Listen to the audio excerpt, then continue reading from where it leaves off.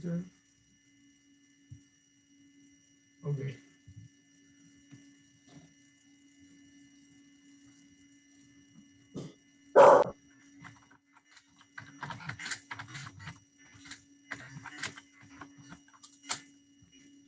Listo, si Catherine va a grabar, ya tiene los permisos para que por favor inicie de una vez. Entonces ya son las 9 en punto hora de Costa Rica. Voy a colocar el video de una vez.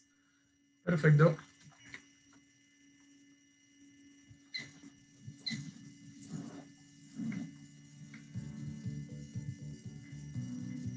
El ICA le da la bienvenida a este evento y agradece su participación. Estas son algunas recomendaciones para mejorar la calidad de la videoconferencia. Habilite su micrófono solo en el momento que le den la palabra. Es importante mantenerlo en silencio cuando otra persona está hablando. Por favor, tener encendida la cámara en todo momento para que otras personas lo puedan ver. Si necesita atender algo personal, puede apagarla y encenderla al volver. Agradecemos por favor poner en silencio sus teléfonos celulares para evitar alguna interrupción en la videoconferencia. Recomendamos cuide su postura y su posición frente al computador. Para esta reunión contaremos con interpretación simultánea a través de la plataforma Zoom. En la parte inferior del Zoom encontrará un icono con un globo, con la palabra interpretación. Por favor, dar clic en esta opción y seleccionar el idioma que desea escuchar. Es muy importante que seleccione alguna de las opciones al momento de hablar, ya que esto permitirá una mejor interpretación. Al finalizar el video, les pedimos el favor de hacer silencio durante 30 segundos. Una vez finalizado ese tiempo, el moderador o conductor puede iniciar la reunión. Muchas gracias por su atención.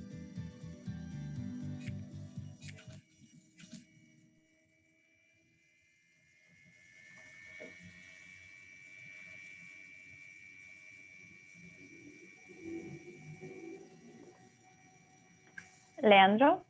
Sí. Bienvenidos al primer ciclo de webinars organizado por Fontagro e ICA y denominado Protagonistas y Oportunidades de la Agrodigitalización de América Latina, el Caribe y España. Mi nombre es Leandro Daniel Covacho y es un honor para mí ser el maestro de ceremonias de este evento. El webinar de hoy es titulado Desarrollo y Fortalecimiento de Ecosistemas de Innovación. Tendremos interpretación simultánea, podrán encontrar en la barra inferior de la pantalla en el icono del mundo eligiendo el idioma en inglés. Contamos también con un chat para preguntas. Agradecemos la presencia de Tomás Peña, director de IRLab Latam, Alejandro Escobar, líder de operaciones e inversiones en BitLab, Francisco Jargim, cofundador y socio director de SP Ventures, y Janet Wilding, vicepresidenta de 39 North, y de los participantes y audiencia en general. Desde 1998, Fontagro ha financiado 167 proyectos regionales de cooperación técnica, beneficiando a agricultores, científicos y otros actores de los países de América Latina, el Caribe y España. El Instituto Interamericano de Cooperación para la Agricultura, ICA, es el organismo especializado en agricultura del Sistema Interamericano que apoya los esfuerzos de los Estados miembros para lograr el desarrollo agrícola y el bienestar rural. Le damos la palabra a Eugenia Zaini, secretaria ejecutiva de Fontagro, y a Federico Bert, consultor principal de ICA, quienes serán los moderadores de este evento. Thank you, Leandro. Welcome, everyone. Muchas gracias, Leandro. Bienvenidos todos. We are really excited on having you in this seminar. Acá en este seminario. We think, together with ICA, with my friend Federico, that we really have the need to have a very good discussion about what is going on with the digital agriculture and all the new developments and what is happening in the countries and in the research national organization or in the companies. So for it's really important to promote this space as an open space where I want to invite other actors, companies, public sector scientists to have this kind of discussion for 45 minutes and exchange ideas and try to make a community where we can understand the main changes and also what other things we have to do y in order otras to cosas que promote tenemos que this hacer para poder ecosystem. promover estos So ecosistemas. welcome everyone. I hope you Bienvenidos enjoy, todos. and I would like Que to les send disfruten the del floor webinario to Federico. y ahora le paso la palabra a Federico. Gracias, Eugenia. Muy buenos días. Voy a cambiar a español para mantener balanceados idiomas. Estoy muy contento de tener hoy esta conversación con los destacados panelistas. Como Eugenia decía, estamos iniciando aquí este ciclo de webinarios. Son una serie de conversaciones que tendremos desde acá hasta fin de año, tratando de aportar desde ICA y desde Fontagro a la construcción y fortalecimiento de ecosistemas de innovación como mecanismo principal para poder tener tecnologías que mejoren la vida de los agricultores y mejoren la producción agrícola. Hoy en particular vamos a hacer foco y vamos a conversar sobre ecosistemas de innovación, sobre esta cosmología de actores y de relaciones que son los que generan o producen las tecnologías que después usan los agricultores. Queremos básicamente entender y discutir sobre quiénes son los protagonistas, dónde y cómo se están generando las nuevas tecnologías hoy en día, cómo es que se desarrollan estos ecosistemas, qué actores son los protagonistas y cómo hacemos para fortalecerlos. Básicamente vamos a aprovechar la experiencia de todos los panelistas a quienes agradezco especialmente su participación. Para ir directamente a la discusión y finalizar la introducción, queríamos lanzar con una pregunta disparadora, amplia, pero cada uno estoy seguro que hará aportes desde la perspectiva que le toca mirarlo. Yo tengo la sensación o la percepción de que con la irrupción de las tecnologías digitales principalmente, no solamente se revoluciona la agricultura, sino que cambia mucho la forma, el paradigma o la matriz con que se desarrollan las tecnologías. Se configura un ecosistema distinto de generación de tecnologías al que había antes. Y entonces emergen actores nuevos como los cientos o miles de emprendedores, los fondos de inversión y otras organizaciones que apalancan. Se reconfiguran los roles de organizaciones que típicamente fueron importantes en organizaciones de investigación y desarrollo, que típicamente fueron importantes en generar tecnologías. Se involucra como nunca antes al usuario, al agricultor, en este caso en el proceso de desarrollo. Entonces, nuestra primera pregunta iba orientada en ese sentido, ¿no? ¿Cómo es esta nueva matriz, este nuevo paradigma, este nuevo ecosistema? ¿Qué componentes tiene? ¿Qué actores y qué relaciones existen? Y le paso en primer lugar la palabra a Janet para que nos comparta su visión respecto a este tema. Después vamos a ir pasando la palabra al resto de los panelistas. Thank you, Federico. Muchas gracias, Federico. Es muy bueno estar con todos ustedes acá el día de hoy. Tomás Peña es una persona que ha estado en San Luis, Missouri, y ha sido un excelente embajador para Rosario, y quisiéramos agradecerle por su participación. Acá estoy participando al 39 North, que es un ecosistema que se está establecido en San Luis, Missouri. Voy a presentar unas diapositivas porque quiero hablar directamente sobre la pregunta de Federico y la necesidad de crear un ecosistema en torno de los activos que ya tal vez puedan existir en sus comunidades. Pero el ecosistema es una forma de acelerar el crecimiento de los negocios y también el crecimiento de los ecosistemas. Entonces, con eso voy a compartir mi pantalla.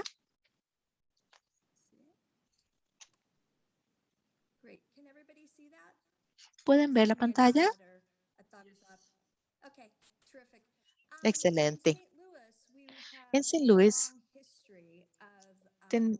tenemos una historia de larga data de lo que tiene que ver con espacio agrícola y de alimentos. En un radio de 800 kilómetros, estamos justo en el centro del país, y en este radio, el 50% de la producción agrícola, como el maíz y la soya, son sembrados ahí. Así que geográficamente estamos muy bien posicionados y es un buen ecosistema para la tecnología. En el 39 North tenemos en el paralelo 39, por eso es que llamamos nuestra compañía así, el 39 Norte, porque queríamos tener esta idea de un lugar geográficamente muy particular en el mundo que tiene una importancia grande para la agricultura y para nuestra economía la agricultura es importante. Entonces, cuando hablamos del ecosistema de innovación agrícola, tenemos que ver 5 pilares que deben darse para que el ecosistema sí crezca. Y estos pilares se representan en esta diapositiva. Primero, el acceso al mercado es fundamental y probablemente el más importante de este ecosistema. Geográficamente debe estar bien posicionado para tener acceso a los agricultores, a los productores. Y en esta diapositiva yo muestro algunas de las asociaciones que representan a esos grupos. El segundo pilar serían las invenciones y las innovaciones, y eso requiere de una red muy sofisticada de centros de investigación, de instituciones académicas y también de líderes de la industria, tales como Bayer, tenemos Monsanto, antes de Bayer, que se unió, Nestlé, Purina también está ahí, Bunge North America. Entonces, todas esas innovaciones tienden a salir ya sea de estas empresas grandes o de las universidades que luego las comercializan. Y yo diría que las grandes corporaciones tratan de buscar a nuevos empresarios para la innovación y de hecho compran esas innovaciones tal vez de empresarios más pequeños, pero ese pilar de invenciones e innovaciones es crítico. Luego tenemos el tercer pilar, que es talento. Tiene que tener la fuerza de trabajo, tiene que tener a las personas que entienden la industria. Aquí en 39 North tenemos alrededor de 1,000 doctores en ciencias digitales, en educación y formación, en instituciones de investigación. Es muy bueno tener mano de obra calificada, el poder darle el personal a estas compañías y tiene que tener la cultura para invitar a las personas a que trabajen en esas industrias. Una vez más, esto es importantísimo. Luego, el cuarto pilar es la infraestructura. Esos son los edificios. 39 North es una parte de infraestructura. Estamos como en un distrito, en un vecindario, entonces tenemos edificios, laboratorios, ese tipo de cosas. También tenemos un espacio compartido de laboratorio que está subsidiado. Y luego, al final, tenemos el último pilar, que es el de financiación o financiamiento. En esta forma es para poder darle capital semilla para los empresarios, conectarlos con aceleradores como el Yield Lab y ese tipo de necesidades de capital.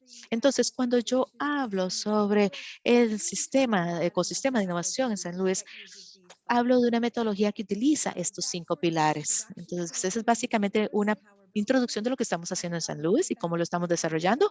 Así que le devuelvo la palabra a Federico por si quisiera pasar a partir de acá o si quiere hablar un poquito más al respecto. Muchas gracias, Janet.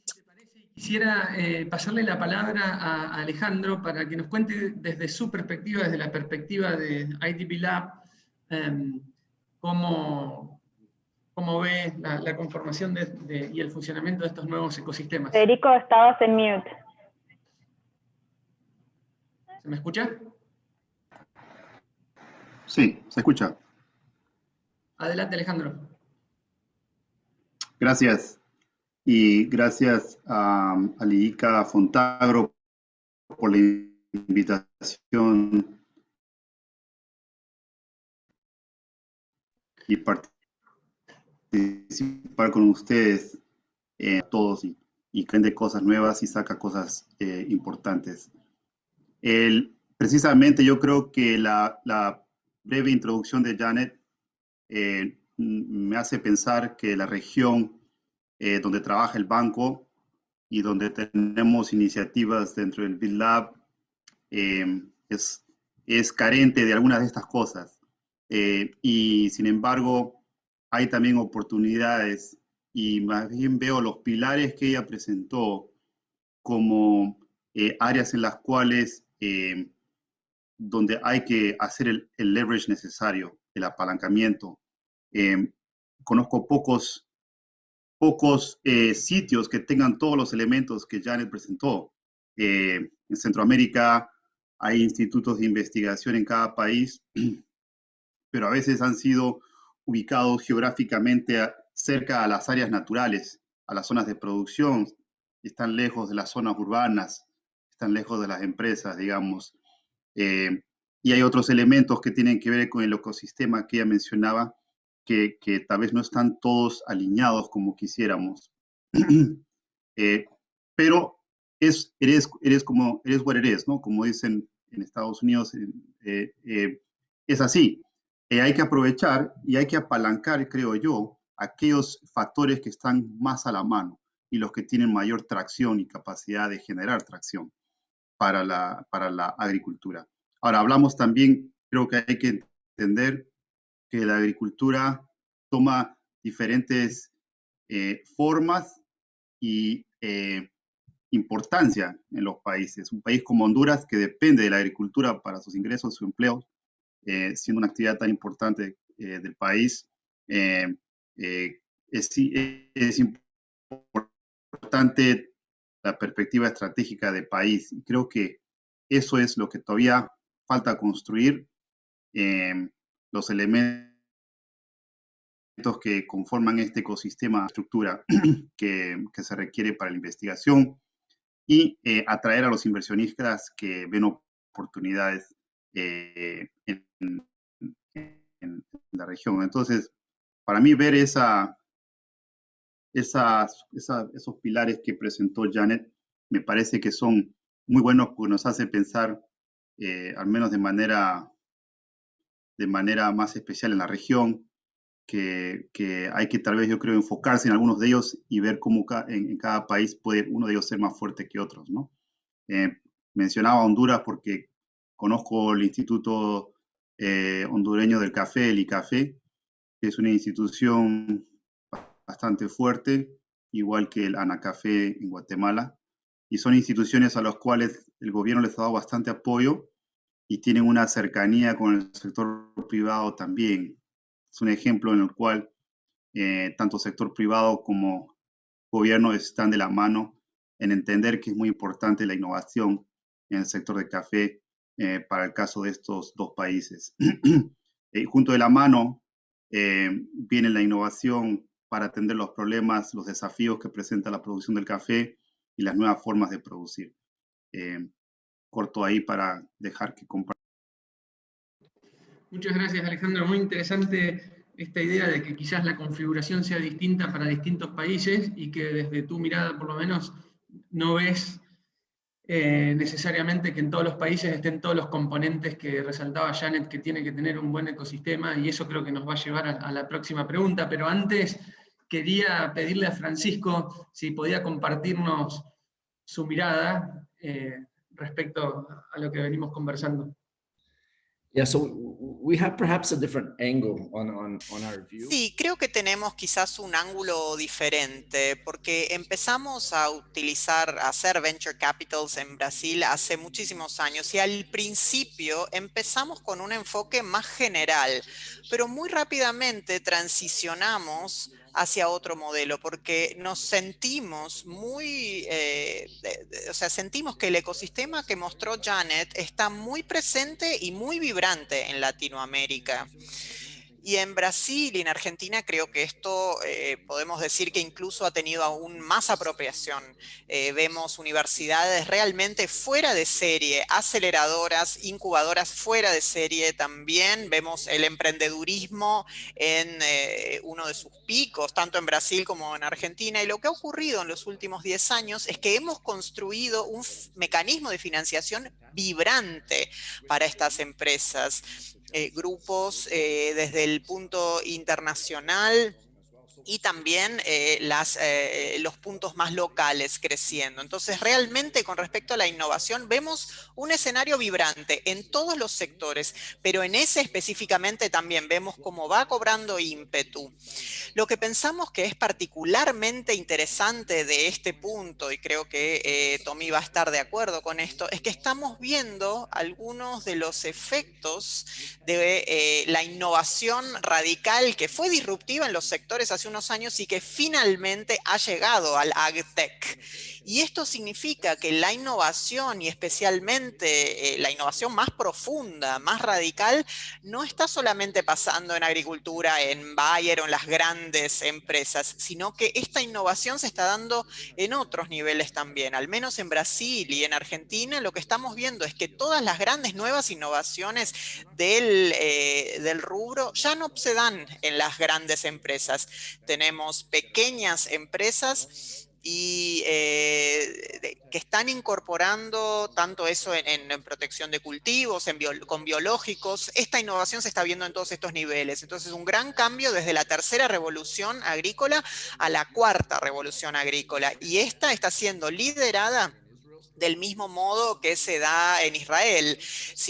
Son pequeñas empresas con un gran apetito por la innovación y el cambio. Y esto realmente nos genera muchísimo entusiasmo. Gracias, Francisco. Interesantísimo, sin dudas. La innovación tecnológica en este caso está atravesando todo. El agro no quedó afuera, sino todo lo contrario. Y súper interesante para mí es la emergencia, esta idea de que hoy pueden generar tecnologías personas que antes no hubiesen podido. Y no solo queda la generación de tecnologías digamos, en el liderazgo de actores que típicamente lo habían liderado antes. Pero le paso la palabra a mi amigo Tommy, para ver si coincide o no con nosotros. No me extrañaría que en alguna cosa no, porque siempre tenemos algún contrapunto. Tommy, es todo tuyo el micrófono. Thank you everyone. Thank you, Janet. And thank gracias a todos, gracias a Janet, gracias Francisco, gracias Federico. Por supuesto estoy de acuerdo con todos los oradores que me precedieron y agradezco mucho a ellos por la invitación. Sin duda es un gran cambio el que estamos viendo. No sé si es la cuarta revolución tanto en términos de nuevas tecnologías, pero también es nueva con respecto a la voz de los agricultores y conectar a los agricultores con la cadena biológica en su totalidad. Yo creo que esto es aún un desafío mayor, porque dentro de la agricultura el rol es un poco nutrir nuevas capacidades, y estas capacidades solamente pueden conectarse a través de los ecosistemas. Cuando desarrollar este proyecto, que hubo una visita a Buenos Aires, a Rosario, me acuerdo que pasamos una semana muy interesante porque habíamos compartido con todos la visión que teníamos. Al año siguiente comenzamos a generar un proyecto con la Universidad de Washington, con Basicaba, y unos años después realmente empezamos a desarrollar un ecosistema muy, muy sólido con Medellín, con Bancagua, digamos, con un montón de partes involucradas, a Flores, en Uruguay. Las personas comenzaron a darse cuenta que existía un sistema y que esto nos ayudó muchísimo. Obviamente tener un protocolo era sumamente útil. Y realmente empezamos a cambiar de paradigma y a tener otras conversaciones. La tecnología realmente es un factor que permite esta conversación. Y una de las más importantes es el aspecto tech, el aspecto tecnológico, digamos. Si uno se imagina ir a Brasil y tiene que hablar otro idioma, bueno, también con la tecnología pasa lo mismo. Hay que hablar el idioma de la tecnología. Muchas veces sabemos que nos estamos adentrando en un mundo que quizás no conocemos, pero es fundamental contar con las herramientas para poder desarrollarse ahí. Un buen equipo, por supuesto, con todas las disciplinas que se necesitan, son fundamentales. Aún personas de comunicación, intérpretes, traductores, todos los que se reúnen para poner y para dedicarse a un objetivo, hacen que este resultado sea mejor. Y necesitamos de este tipo de colaboración para poder comprender mejor la visión de las otras personas. Y debemos acercarnos a los CBG, porque esto nos ha permitido hablar con muchísimos actores que han realmente sido disruptores y hemos entendido muchísimas cosas. Quizás este proceso se da de una determinada manera. Quizás simplemente se trata de tomarse, como decimos en Argentina, un mate o comer un asado. Estas cosas son muy importantes, por supuesto. Otra cosa que yo quería mencionar era el rol de las universidades. Debemos capacitar a los capacitadores y debemos hacer que comprendan que esto es un esfuerzo de colaboración. Si pensamos, por ejemplo, en la relevancia, por ejemplo, en el caso de Francisco, yo sé que él tiene mucha participación con universidades y si unimos, por ejemplo, no sé, Saint Louis, Buenos Aires, Rosario, todos juntos, podemos tener un altísimo porcentaje de la producción de soja del mundo, ¿sí? Y este es un ecosistema fundamental en este sentido, porque 50% de la producción está concentrada allí. Latinoamérica tiene 4 veces más producción de carne que los Estados Unidos. Sin embargo, la innovación no está presente en Latinoamérica como lo está allí. Entonces, para mí es muy difícil pensar en estos temas con respecto a la ganadería. Obviamente existen ciertos sistemas, existen innovaciones, pero aún así necesitamos involucrar a más personas para llevar a cabo este proceso. Y creo que esto, lo que hicimos en Rancagua, por ejemplo, estamos pensando en este tipo de ecosistemas. Gracias. Muchas gracias, Tommy. Realmente muchas gracias por tus palabras. Quiero agradecer a todos los miembros del panel, a Francisco, a Alejandro, a Tomás, a Federico. Realmente desde Fontagro nosotros creemos que este espacio es necesario justamente para eso, para generar conversaciones. Debemos hacer que Fontagro e ICA se transformen en líderes para poder abrir este espacio y para permitirle a todos ustedes, a todas las personas que ustedes conocen y que trabajan en la región, queremos involucrar a los científicos, porque uno de los grandes desafíos a los que nos enfrentamos es cómo podemos reunir a todos los actores, cómo podemos conectar los puntos, cómo podemos trabajar con los institutos regionales que tienen científicos, cómo trabajar con las universidades y el sector académico, porque sabemos que en el sector agrícola hay mucha dispersión en este sentido. Geográficamente hay una dispersión enorme de dónde están ubicados los diferentes actores. Entonces, permitir este espacio virtual para habilitar conversaciones, para que existan reuniones, que existen estas charlas cortas quizás, pero que se pueda generar una unidad es muy importante. Esto también como parte de la iniciativa que estamos generando. Mi pregunta ahora apunta a cómo podemos conectar los científicos de los institutos regionales y las universidades con este nuevo mundo. ¿Cómo podemos hacer para conectarlos? Porque como experta en agronomía y como estudiante hace muchos años, nosotros hoy les estamos mostrando a los científicos una nueva realidad. Todas las tecnologías de las que hemos aprendido desde hace 20 años, quizás ahora necesitan de un nuevo componente que debemos aprender. Entonces, ¿cómo ajustarnos a esto? La pregunta es, ¿cuál puede ser la principal acción que podríamos promover desde Fontagro como un punto de reunión de investigadores y una unión del sector público y privado, y desde ICA, ¿cómo podemos ayudar a movilizar esta nueva red o estos nuevos ecosistemas? Me gustaría simplemente saber qué opinan al respecto. Gracias.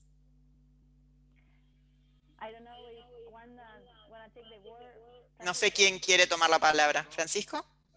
Sí, empiezo yo. Lo primero, Eugenia, que quiero decir es que hemos recorrido un largo camino y estamos en el camino correcto. Me acuerdo cuando hice mi primera inversión, que era en una empresa que estaba ubicada, de hecho, en una universidad en Brasil. Fue en 2009, en una AgTech. Y había mucha resistencia cultural contra los profesores universitarios que estaban haciendo dinero dentro de la universidad y que estaban desarrollando empresas o emprendimientos. Por suerte se ha dado un gran cambio cultural una vez que han visto estos éxitos que se han dado.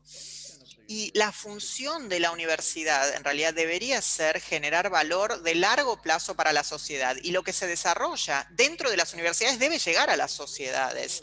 El emprendedurismo fue esencial para llevar esa innovación y esa ciencia a la sociedad.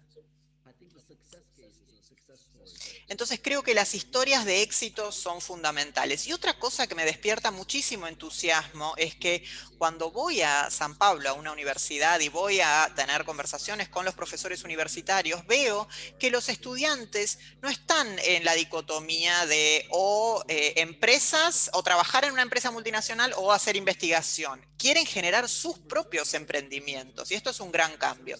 Imaginen esto en Brasil, en Latinoamérica. Obviamente no tenemos las mismas ventajas de otras universidades que son excelentes desde el punto de vista científico, pero también tienen escuelas de conocimientos empresariales, centros de investigación, etcétera. Como dijo Tommy y como se dijo antes, hay mucha dispersión.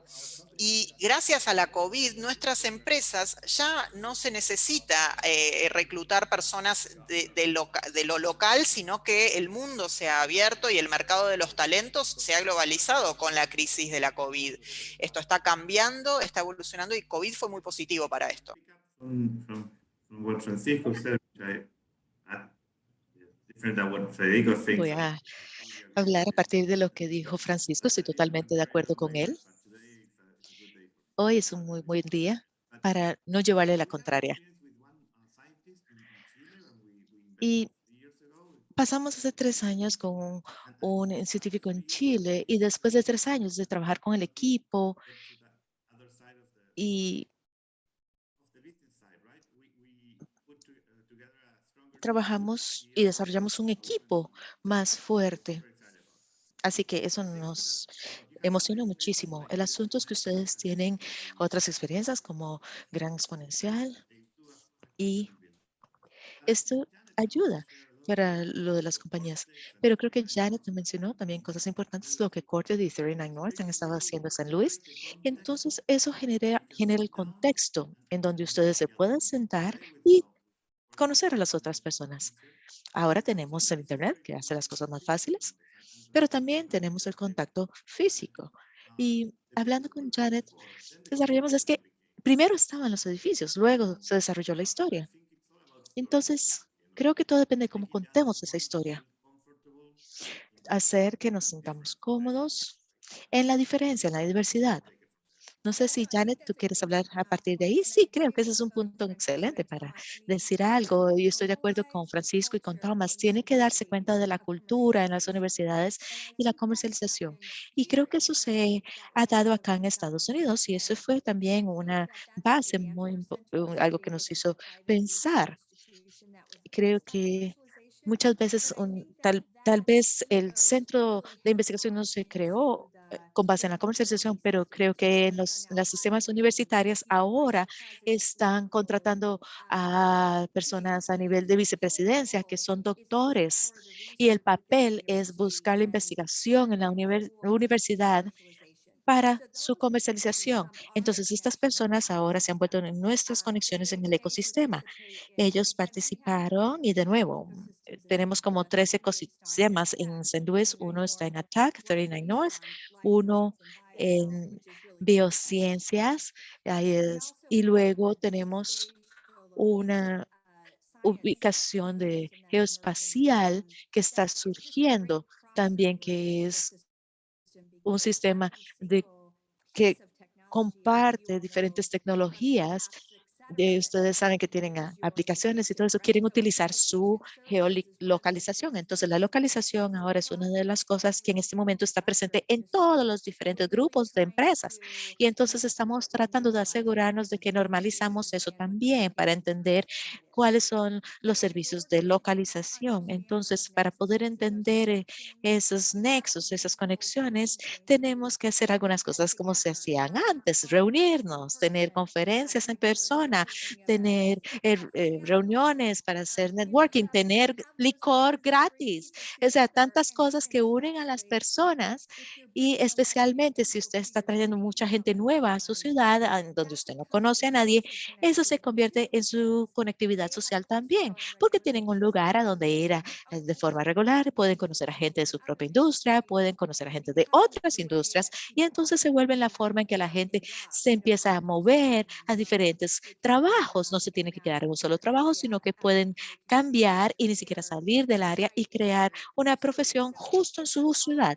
Entonces tiene todos estos beneficios maravillosos, además de hacer más grande el ecosistema y hacer que la gente entienda quién es quién, y hacer posible que la colaboración, porque tal vez yo conozco una compañía que hace una cosa o yo tengo algo de tecnología e información que quiero comercializar. Bueno, entonces tenemos esas conexiones físicas para poder conocer a gente que comparte nuestras ideas y con los que podemos colaborar. Entonces yo creo en eso vehementemente y creo que ahora a partir de la COVID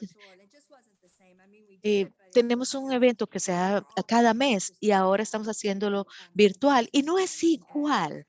Estamos esperando con ansias el poder volver a reunirnos en persona como lo hacíamos antes de la pandemia. Entonces sí, entiendo muy bien los puntos que mencionaron Tomás y Francisco. Sí, estamos hablando sobre temas interculturales, estamos hablando sobre talento, estamos hablando sobre cómo podemos promover una comunicación más directa entre los diferentes personas con diferentes disciplinas. Entonces, en realidad, lo que estamos haciendo es tratando de promover un nuevo tipo de comunidad,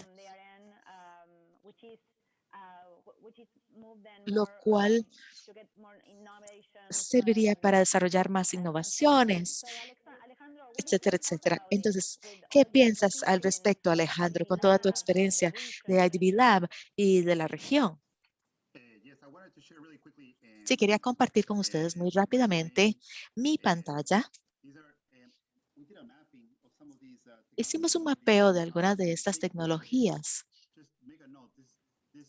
y a manera de nota les puedo decir que este estudio está concentrado en los países centroamericanos y del Caribe y muestra más o menos lo que está pasando en las áreas que están afuera de Argentina y de Brasil, que siguen siendo muy fuertes con respecto a la innovación, la tecnología. Acá fue interesante ver que, tal y como lo dijo Federico,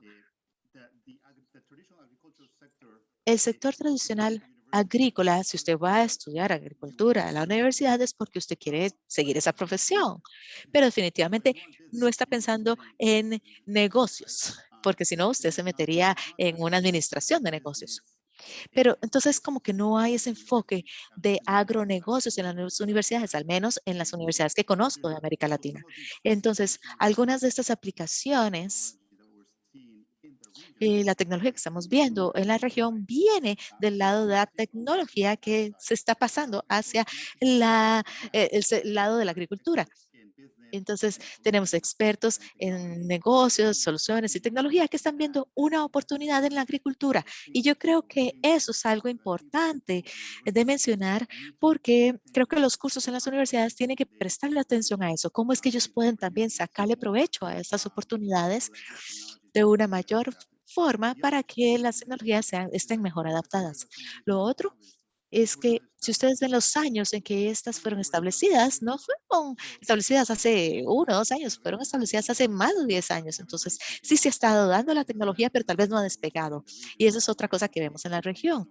Esa es la fragmentación de las innovaciones.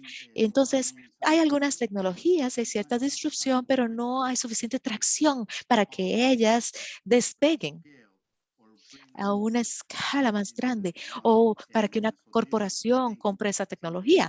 Entonces, creo que esas son algunas de las áreas que quería compartir con ustedes. Voy a dejar de compartir mi pantalla. Muchas gracias, Alejandro. Sí, pienso que es sumamente importante trabajar con las universidades. Fui parte de una encuesta recientemente en que Zamorano, una de las universidades de Centroamérica, estaba haciendo un diagnóstico para ver qué tipos de disciplinas tenían que agregar al currículum, al programa universitario para los nuevos profesionales, para darles todas las herramientas que necesitan. Y yo diría que usted mencionó sobre saber más sobre los agronegocios, el- de- y creo que todo esto es clave porque los agricultores son el futuro. Y ni siquiera a un futuro cercano, ¿no? Ya. Entonces, en este momento, tenemos que desarrollar un grupo importante de agronomistas y científicos y veterinarios y todo que puedan utilizar esas tecnologías bien también. Entonces, es muy interesante ver cómo todo lo que podemos aprender a partir de sus experiencias y estamos muy contentos de que a pesar de que no tenemos mucho tiempo, me encantaría hablar muchísimo más con todos ustedes, pero creo que es bueno tener estas conversaciones y definitivamente vamos a continuar. Así que muchísimas gracias. Federico, te doy la palabra. Gracias, Eugenia. Estaba mirando en paralelo que nos están siguiendo un montón de personas desde las redes sociales y algunos comentarios que se dejaban ahí. Entonces, voy a levantar especialmente uno y lo voy a enganchar con la última pregunta, si hacemos la última ronda y cumplimos con los tiempos que les propusimos tanto a los panelistas como al público. Pero se mencionaba por ahí que supongo que en función de un comentario de Francisco, si entonces bajo este nuevo paradigma, digamos, de desarrollo de tecnología, no era necesario el trabajo local. Entonces, pensaba yo desde mi experiencia aquí, más como emprendedor que otra cosa, que justamente lo contrario, ¿no? Este nuevo mundo ofrece la posibilidad para que desde cualquier lugar del planeta, y me pasa a mí viviendo en el interior de la Argentina, uno pueda ser parte de una solución que termine usando posiblemente todo el mundo. Entonces me parece que es virtuoso más que vicioso el círculo que genera este paradigma. Y lanzo entonces la última pregunta, el último comentario, y cualquier comentario al respecto de esto que decía recién va a ser bienvenido, pero creo que estaría bueno cerrar conociendo los pensamientos o recomendaciones de ustedes respecto a cómo darle empuje, cómo fortalecer los distintos ecosistemas diversos de innovación que hay en toda Latinoamérica, y como decía Eugenia, cómo podemos colaborar desde Fontagro y desde ICA para darle dinamismo, para fortalecer todos esos ecosistemas, porque en definitiva redundan en más soluciones para los agricultores, en más generación de empresas, de empleo, de riqueza local. Entonces, es ganar por donde se lo mire. Bueno, dejo abierto para los pensamientos que puedan compartirnos, o recomendaciones que puedan compartirnos. Lo había visto a Francisco desmutearse un par de veces, así que supongo que quiere comenzar. I think there are many fronts. There are many avenues that we can follow. Creo que existen muchas avenidas, muchas formas de abordar el tema, y creo que Eugenia lo mencionó desde un punto de vista muy importante. Creo que el agrónomo del futuro no es el agrónomo que vemos hoy en las grandes universidades de investigación. Creo que existe una línea de estudios que hizo el investigador Rodríguez que analiza qué sucede con el trabajo agrícola en las últimas décadas en Brasil. La cantidad de gente que trabaja baja, pero los salarios están aumentando. Y esto es porque la agricultura se está tecnologizando y tiene más valor agregado.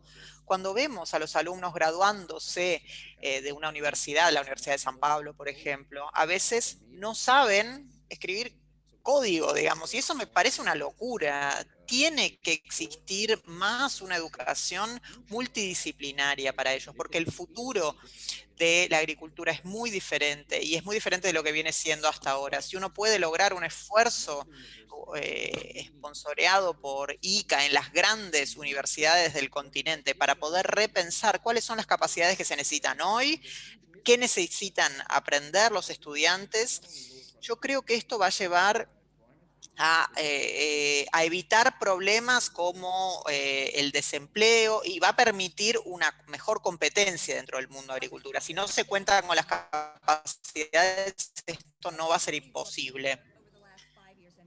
Yo creo que lo que hemos aprendido en los últimos 15 o 20 años es que esto requiere de una conexión constante, virtual, en tiempo real, presencial, pero creo que el punto central es ese cambio cultural constante, como bien dijo Francisco. Las cosas están cambiando tan rápidamente que si la cultura y el ethos pueden cambiar, evolution, and the people that are working in debe it. hacerlo a la par, y las personas que trabajan en eso deben comprenderlo. Si esto significa tomar un curso extra o significa hacer un esfuerzo extra por entender la industria o entender un diferente clúster de información o dónde se puede hacer el trabajo de mejor manera, esto es fundamental, que no nos quedemos en nuestros silos, que nos conectemos. Ese verdaderamente es el futuro del sector. Si puedo comentar yo, creo que una de las cosas más importantes, y estoy de acuerdo con Janet, por supuesto, una de las cosas más importantes es que el pasado no defina nuestro futuro. Esto es un cambio de paradigma. Es decir, es una situación en la que el mundo está cambiando, en los últimos 2 años sobre todo. Pero lo que sucedió en el pasado no significa que va a suceder lo mismo en el futuro. Hace poco hablaba con un colega y hablábamos de esto. Y muchas veces las ventas, digamos, se ven afectadas y el mundo está cambiando también con respecto a eso. Vinimos de una era de prueba y error y por muchísimos años hicimos prueba y error y luego sucedió que de repente la música empezó a sonar finalmente, luego de mucha prueba y error. Sonaban diferentes melodías, diferentes introducciones y ahora finalmente se logró ese concierto de instrumentos. Y esto ahora mejora cada día y cambia cada día también. Entonces, no hay que aferrarse al pasado, el mundo está cambiando, hay que soltar ciertas cosas del pasado, hay que escuchar, hay que aprender, expresar nuestros miedos. Creo que es importante aprender a aprovechar esas oportunidades. Y también es muy importante que todos pidan aquello que necesitan. Si no se hablan unos a otros, esto no será posible. Podemos, por ejemplo, el Instituto Balseiro, con alguna universidad en St. Louis para poder avanzar en esta conjunción. Esto antes no se podía ni considerar, hace 5 años quizás, y ahora realmente el Instituto Balseiro y St. Louis pueden colaborar y hay cosas que esto va a dejar atrás. Por eso les repito, no se aferren al pasado, déjenlo ir.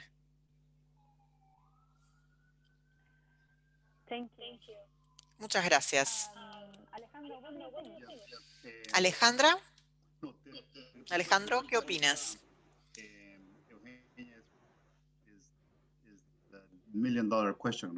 Creo que esta es la pregunta del $1.000.000, ¿no? Porque como banco de desarrollo, nosotros intentamos brindar apoyo a iniciativas, a proyectos piloto, y en cierta forma, a veces solemos brindar apoyo a aquellos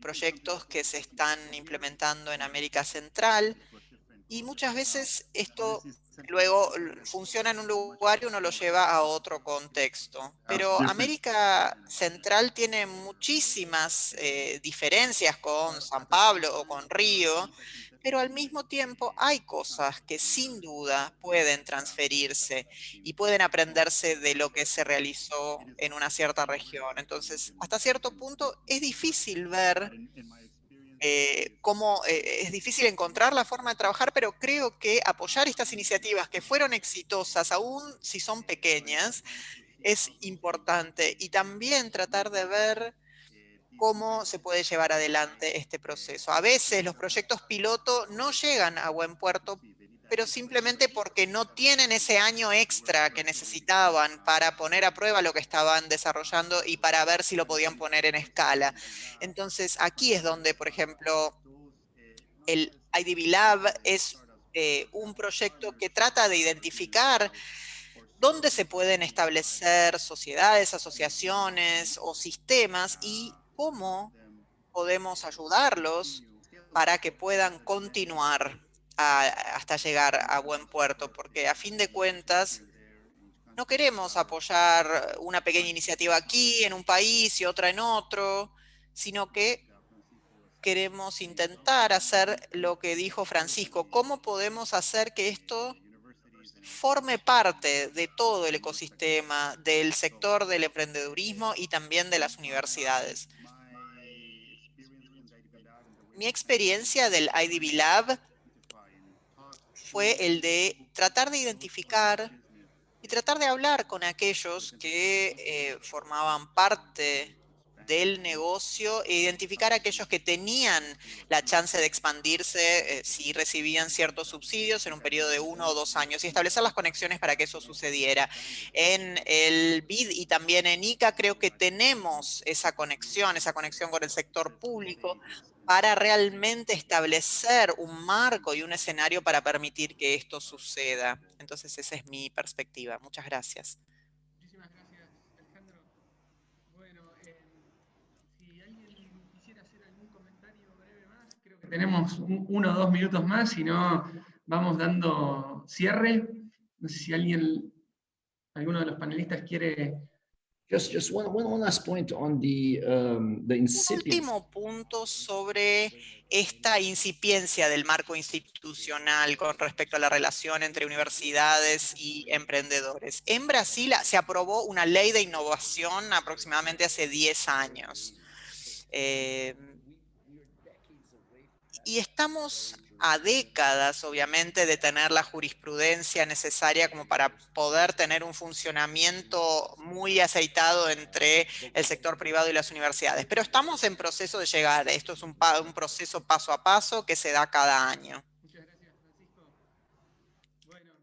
Bueno, me queda claro que esto es connections, connections, connections, y que desde ahí podemos hacer, como dijo Janet, una gran contribución. El espíritu de estos espacios de conversación es justamente ese, y también rescatando palabras tanto de Alejandro como de Tomás y Francisco, claramente estamos bajo un paradigma distinto, desconocido, que requiere de algún modo un cambio de cultura, relajarse, también como decía Tommy, aprender, compartir los miedos.